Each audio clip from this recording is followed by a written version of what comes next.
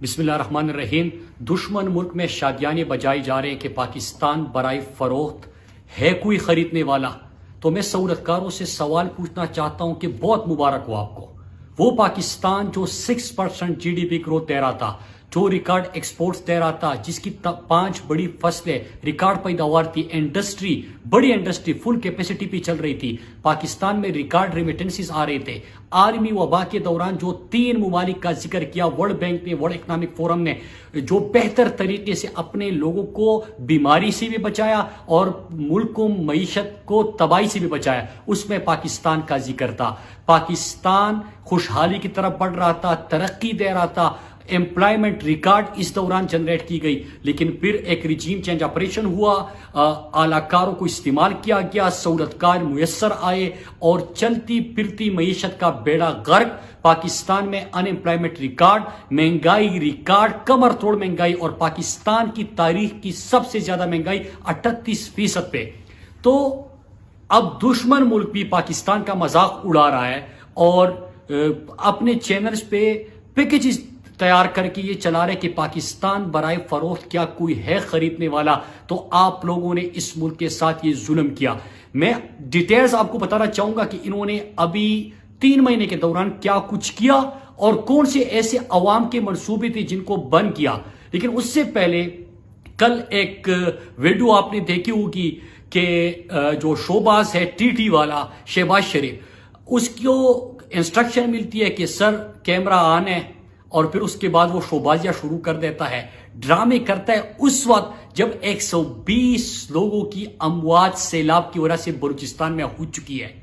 ان میں نہ احساس ہے نہ لوگوں کی فکر ہے، بلکہ احساس اور فکر تو چھوڑے، انہوں نے ایک اور اعلان کر دیا جب سیلاب کی تصویریں اور ویڈیوز موصول ہو رہی تھی، جب سوشل میڈیا پہ پورا پاکستان امپورٹڈ حکومت کی ضمیر کو کنگالنے کی، جگانے کی کوشش کر رہا تھا، اس وقت انہوں نے فیصلہ کیا کہ ڈی چوک پہ ایک کنسرن کا انعقاد کیا جائے گا، جو پاکستانی قوم کے پیسے سے یہاں پہ موسیقی کا پروگرام ہوگا اور آزادی کے نام پہ، کیونکہ ان کے جلسے میں لوگ نہیں آ رہے، ان کو عوام دھتکار رہے، لہٰذا اس قسم کا پروگرام کیا جائے۔ لیکن پاکستانی غیرت مند قوم نے، خوددار قوم نے ان کی سوشل میڈیا پہ پوری کلاس لی، سوال اٹھائے کہ ایک طرف بلوچستان میں لوگوں کی اموات ہو رہی ہے، سیلاب سے لوگوں کا برا حال ہے، وہاں پہ بچے جو ہے ان کے گھر تباہ ہو چکے ہیں، خواتین اپنے بچوں کو پانی سے بچانے کے لیے، بیماریوں سے بچانے کے لیے ریسکیو کرنے کی کوششیں کر رہے ہیں، ایفرٹس کر رہے ہیں، لیکن یہ بے حس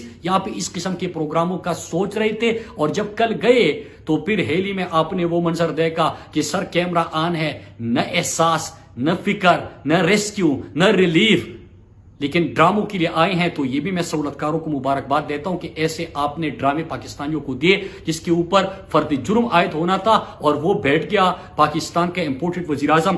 اب میں آپ کو جلدی جلدی ان چیزوں کا ذکر کرتا چلوں، لیکن آپ دیکھ رہے ہیں کہ چاہے امپورٹڈ وزیر اعظم ہو، چاہے ان کا امپورٹڈ وزیر خزانہ ہو، ایک ہی بحث کر رہے شوکت خانم کے اوپر، شوکت خانم اسپتال کے اوپر الزامات کی برمار، اس کے خلاف پریس کانفرنسز۔ بے شرمو، آپ نے پاکستان کی معیشت کا بیڑا غرق کر دیا، بے شرمو آپ لوگوں نے پاکستان کے عوام کا جینا مشکل کر دیا، لیکن اس شوکت خانم کے اوپر آپ سوال اٹھا رہے ہیں جس میں پاکستان کے لاکھوں لوگوں کا مفت اور بہترین علاج کر سکتے ہیں۔ شرم نہیں آئی آپ کو؟ 35 سال حکومتوں میں رہنے کے باوجود آپ ایک ایسا اسپتال نہیں بنا سکتے۔ شوکت خانم آج پورے پاکستان میں ایک ماڈل ہے، دنیا اس کو ISO سرٹیفیکیشن اس کی ہو چکی ہے، دنیا اس ادارے کو تسلیم کرتی ہے۔ وہ پاکستانی قوم کے تعاون سے، عمران خان کی ایمانداری اور اس کی صداقت کی وجہ سے، اس کی محنت کی وجہ سے وہ ادارہ چل رہا ہے۔ ایک عام بندہ، ایک غریب کسی دیہات میں جائے، جس شخص نے شوکت خانم میں اپنا علاج کیا ہو، مفت علاج کیا ہو، وہ بھی کینسر کا، کہ لاکھوں روپے کے علاج کے اوپر لگتے ہیں، ایک ایک انجیکشن لاکھوں روپے کا لگتا ہے، جتنی مہنگی اس کی دوائیاں ہوتی ہے، اس کے اوپر تو آپ نے حکومتوں میں رہ کے کچھ نہیں کیا۔ عمران خان نے حکومت میں آنے سے پہلے یہ ادارہ بنایا، بلکہ ایک شوکت خانم سے آغاز ہوا تھا، پھر پشاور میں شوکت خانم کا ادارہ اس وقت کام کر رہا ہے، وہ اسپتال بن چکا ہے، اور کراچی میں جو اسپتال بننے جا رہا ہے وہ بھی اپنے آپ یہ کہہ لیں کہ آخری مراحل میں، اور وہ اسپتال بھی جلد اس کے اوپر وہ بھی لوگوں کی خدمت میں مصروف ہو جائے گا۔ لیکن اگر عام پاکستانیوں کو مفت اور بہترین علاج مل رہا ہے، کینسر کا علاج ہو رہا ہے جس سے لوگوں کو وہ تڑپ جاتے ہیں، وہ لوگوں کے پاس وہ اخراجات پورا کرنے کے پیسے نہیں ہوتے. اگر عوام کے ساتھ آپ کتنا ظلم کرو گے؟ آپ عوام سے وہ ادارہ بھی چیننا چاہتے ہو، اس کے اوپر سوال اٹھانا چاہتے ہو. قوم نے ہمیشہ آپ کے الزامات کو، چاہے وہ خواجہ آصف نے الزامات لگائے، چاہے وہ ایفیڈرین نے لگائے، جس نے بھی لگائے، قوم نے اس کے اوپر ریئیکٹ بھی کیا. وہ ادارہ مزید بہتر چلا اور یہ ادارہ انشاءاللہ ہمیشہ رہے گا، اس پاکستانی قوم کی خدمت میں مصروف رہے گا. اور یہی پہ آپ ہار چکے ہو کہ آپ کو کچھ بھی نہیں ملا. 4 سال تک عمران خان حکومت میں رہے، آپ کوئی سوال ان کے اوپر نہیں اٹھا سکتے، کیونکہ ایک بندہ اپنے ذاتی گھر میں رہ رہا تھا، اس نے کوئی کیمپ آفیسز نہیں بنائے تھے. وہ اگر باہر دورے بھی کرتا تھا تو جو دورہ آپ $13 لاکھ پہ کرتے تھے، عمران خان وہ دورہ $35-40 ہزار پہ کر کے آ جاتا تھا اور پاکستان کے اور اسلام کی بہتر نمائندگی بھی کرتے تھے. لیکن آپ نے یہاں پہ کچھ بھی جب نہیں ملا تو روزانہ ایک شوشہ چھوڑ دو، پھر کبھی پارٹی کے اوپر سوال کرو، پھر کبھی شوکت خانم کو موردی الزام ٹھہراؤ یا اس کے اوپر ٹارگٹ کرو، کمپین چلاؤ، پروپیگنڈا کرو.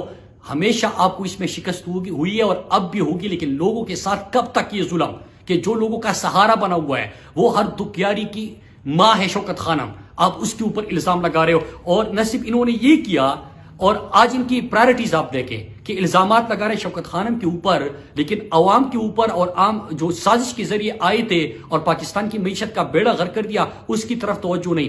عوام سے اور غریب سے ان کی دشمنی صرف شوکت خانم سے آپ کو نظر نہیں آئے گی.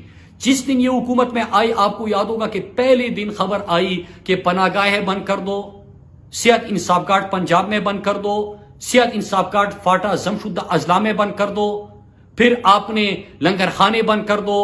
احساس پروگرام جو 12,000 فی خاندان عمران خان دیتے تھے، اور احساس کے بینر تلے 100 سے زیادہ پروگراموں کا آغاز ہوا، جس میں جو غذائی قلت کے شکار بچوں کے لیے ہے، تعلیمی وظائف کے لیے ہے، پھر اس میں جو کوئی بھوکا نہ سوئے پروگرام کے تحت، اس طرح مختلف پروگرام اس میں تھے، ان کو بند بھی کر دیا گیا یا روک دیا گیا.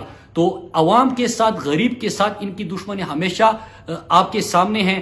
لیکن دوسری طرف جس دن حکومت میں امپورٹڈ وزیر اعظم بنا اور امپورٹڈ حکومت بنی، پہلے دن حکم آتا ہے کہ جتنے بھی گھر تھے کہ شہباز شریف کے، شریف خاندان کے ذاتی گھر، ان کو کیمپ آفیسز ڈکلیئر کر دو. مطلب یہ کہ اس کے اوپر جتنے بھی اخراجات ہوں گے وہ پاکستانی قوم اپنی جیب سے ادا کریں گے. ان کی میٹنگز، ان کے قیام و طعام، ان کی سیکیورٹی، اس کا پروٹوکول، اس کے اخراجات، یہ کون ادا کرے گا؟ پاکستانی قوم ادا کرے گی. صحت انصاف کارڈ بند کر دو، احساس بند کر دو، لنگر خانے بند کر دو، کوئی بھوکا نہ سوئی پروگرام بند کر دو، احساس بند کر دو، شوکت خانم اسپتال کو ٹارگٹ کر دو، لیکن اپنے عیاشی کے لیے تمام ذاتی گھروں کو کیمپ آفیسز بنا دو. وزیر اعظم ہاؤس علی شان محل میں قیام پذیر ہونا شروع کر دو. پھر اس کے ساتھ وہاں پہ دعوتوں کا آغاز کر دو. صحافیوں کو پہلی دن آپ نے دیکھا کہ تمام صحافیوں کو بلا کے کانے ہو رہے ہیں، دعوتیں ہو رہی ہے، پھر دوروں کے لیے فہرستیں تیار ہو رہی ہے. بیرون ملک دوروں کے لیے کنویکٹڈ جو ہوتے ہیں، جو اشتہاری مفرور تھے نواز شریف کے اور شہباز شریف کے صاحبزادے، وہ بھی شرکت کر لیتے ہیں ترکی کے دورے پہ. تو انہوں نے ہمیشہ عوام کے ساتھ دشمنی کی اور یہ پروگرام بند کر دیے. پھر اس کے ساتھ ساتھ انہوں نے کیا کیا کہ گلگت بلتستان کا بجٹ کٹ کر دیا، بند کر کٹوتی کر دی. ضم شدہ اضلاع کے بجٹ پہ بہت بڑی کٹوتی کر دی. آزاد کشمیر کے بجٹ میں کٹوتی کر دی. بلوچستان پیکج کو سست روی کا شکار بنا دیا. صحت انصاف کارڈ بند کر دیا. لنگر خانے پروگرام بند کر دیے. احساس پروگرام بند کر دیا اور اپنے عیاشوں کے کام شروع ہو گیا. اور انہوں نے کیا کیا؟ کون سے انہوں نے کام کیے؟ پہلی چیز کہ انہوں نے پیٹرول اور ڈیزل کی قیمتوں میں پاکستان کی تاریخ میں سب سے زیادہ اضافہ ہوا. اور آج جو میں مہنگائی کے اوپر بات کر رہا ہوں وہ میں کیوں کر رہا ہوں؟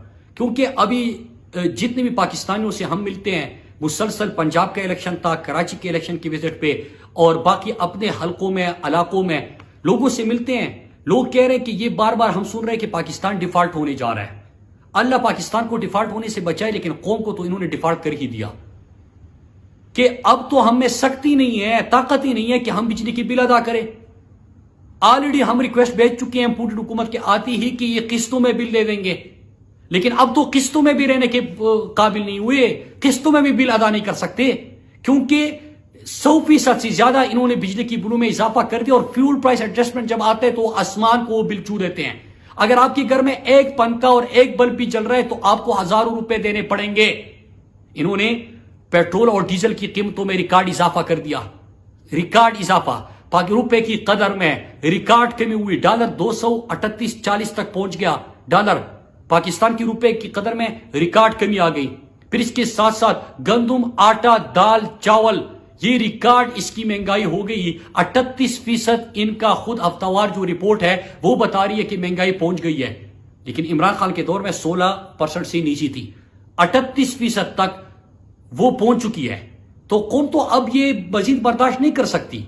आपने इमरान खान, आज बात हो रही है, लोगों को याद आ रहा है कि डैमों के ऊपर भी 50 साल बाद काम हो रहा था, 10 डैम बन रहे थे, एहसास प्रोग्राम भी चल रहा था, सेहत इंसाफ कार्ड भी चल रहा था, हर खानदान को 12,000 फी खानदान भी मिल रहा था, पनागाहें भी चल रही थी, सड़कें इनसे ज्यादा बन रही थी, मोटरवेज इनसे ज्यादा बन रहे थे, कामयाब जवान प्रोग्राम चल रहा था, कामयाब पाकिस्तान प्रोग्राम चल रहा था, बलूचिस्तान पैकेज दिया, जमशुदा अजला का पैकेज दिया, गिलगित बल्दिस्तान पैकेज दे दिया, साउथ पंजाब पैकेज दे दिया, आजाद कश्मीर के लिए मंसूबे दे दिए, टूरिज्म का फरोख दे दिया, आलमी वबा के बावजूद बेहतर हिकमत अमली से पॉलिसी इख्तियार कर दी, मुफ्त सेहत के लिए सेहत इंसाफ कार्ड दे दिया। ये तमाम प्रोग्राम भी चल रहे थे, आलमी वबा भी थी, आलमी मार्केट में महंगाई भी थी, लेकिन 6% ग्रोथ भी दे दिया। ये प्रोग्राम भी चला रहे हैं। पाकिस्तान को जो इन्होंने मईशत को तबाह कर दिया था, आईसीयू से निकाल के इस्तेहकाम भी इमरान खान ने दे दिया। और फिर होता है रिजीम चेंज ऑपरेशन, और रिजीम चेंज ऑपरेशन के आलाकारों और सहूलतकारों ने पाकिस्तान को 3.5 महीने में उस हद तक पहुंचाया कि मईशत आपकी डूब गई। इंडिया हमारा मजाक उड़ा रहा है, किस तरह हमको फील होगा, बेसिकली पाकिस्तानी लोगों को क्या एहसासात होंगे, क्या आलाकारों और सहूलतकारों को नजर नहीं आ रहा? जो पाकिस्तान की खुददारी को बेच चुके, जो पाकिस्तान की खुद मुख्तारी का सौदा कर चुके, उनको तो शायद परवाह ना हो, लेकिन एक गैरतमंद पाकिस्तानी, खुददार पाकिस्तानी का दिल दुखता है जब दुश्मन मुल्क से ये खबरें आ रही हो कि पैकेजेस चल रहे हैं। और ये क्यों चल रहा है कि ये मजाक नहीं है।